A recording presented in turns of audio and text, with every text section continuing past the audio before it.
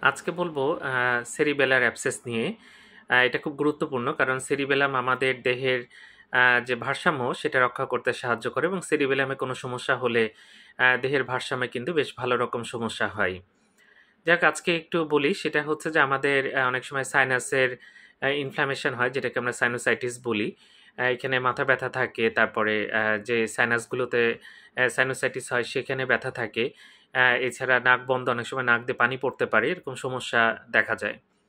তো সাইনোসাইটিস যদি হয় এবং মাস্টার্ডাইটিস বলে একটা অসুখ আছে, কানের পেছনে এখানে ব্যথা হয় এবং সেটা লাল হয়ে যায়। মাস্টার্ড সেখানে ইনফ্ল্যামেশন হলে সেটাকে আমরা মাস্টার্ডাইটিস বলি। তো এইটার যদি চিকিৎসা না করা হয় তাহলে কিন্তু সেরিবেলার অ্যাবসেস হতে পারে।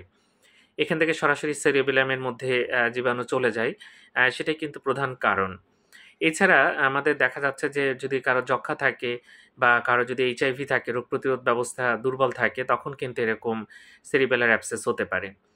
তো এখানে হলে মাথা ব্যথা থাকে, সাধারণত পেছনের দিকে, মাথার পেছনের দিকে ব্যথা হয়, বমি ভাব, বমি থাকে, অনেক সময় খিঁচুনি হতে পারে। এছাড়া চলাফেরা করতে কিন্তু অনেক সময় সমস্যা হয়। এছাড়া ভারসাম্য যে কিছুটা আগেই বললাম যে সেখানে সমস্যা হয়। তো যাই হোক, অ্যান্টিবায়োটিক দিলে এটার চিকিৎসা করা যায়। যদি এরকম হয় অবশ্যই দ্রুত ডাক্তার দেখাতে হবে। ধন্যবাদ সবাইকে।